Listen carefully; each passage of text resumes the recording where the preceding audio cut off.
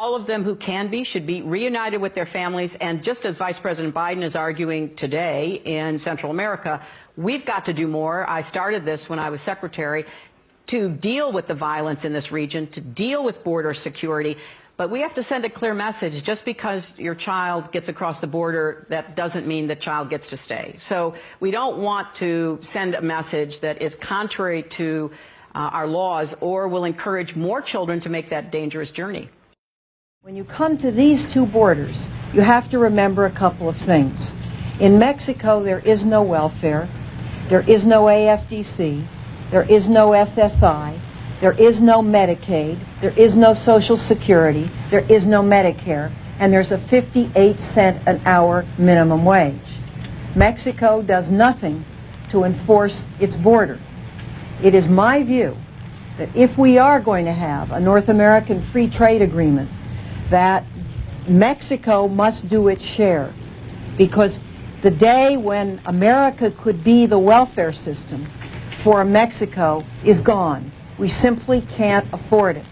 And I think you've seen the figures to state and local governments of what the cost is. It's over $2 billion in California alone. And I have those figures, if you want them in specific, in my purse.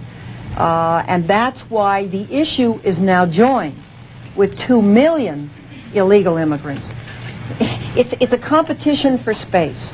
Whether the space is a job, the space is a home, a place in a classroom, it becomes a competition for space. This is a country that's based on immigration, and we all know that. And yet, at times, you become so overtaxed, you have to concentrate on saying the people who should be here are those who come legally at this time. And we've got to, for the time being, enforce our borders. My name is Joel Valdez, and today I'm going to be discussing the wall. And before I get into it, here's my short answer.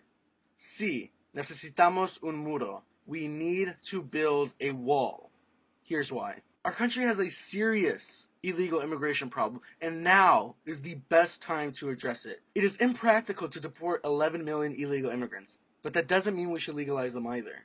If we start with real immigration reform now, it'll only incentivize people from all over to come to the country illegally at a rapid pace. However, building a wall will not only radically reduce the number of illegal immigrants coming into this country, it'll also give the United States control of its borders back, which is most important. And one of the weakest arguments that I always hear from the left is immigrants are just going to find a way to get over or get under.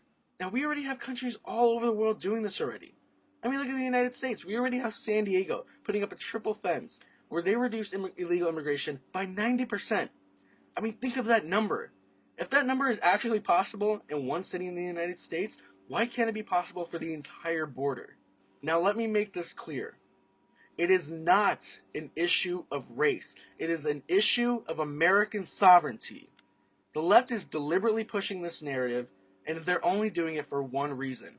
They want your vote. They don't care about sovereignty. They don't care about law and order. The only time the left actually cares about you is the few seconds every year when you walk into the ballot box and you cast a vote for a Democratic candidate, and as soon as you walk out, they leave you to dry. We need to build the wall. And after we do that, we can grant permanent residency to the 11 million that are staying in the United States, but not citizenship.